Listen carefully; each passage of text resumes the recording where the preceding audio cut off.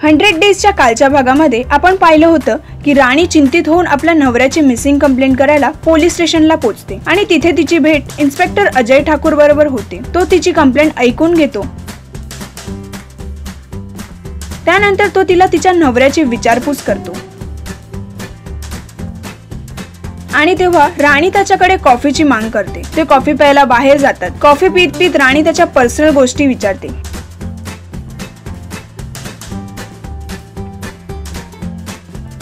आणि मग तिथून निघते। तेव्हा ती तिची गाडी बिघडल्याचे नाटक करून अजय बरोबर वेळ घालवायचा प्रयत्न करते।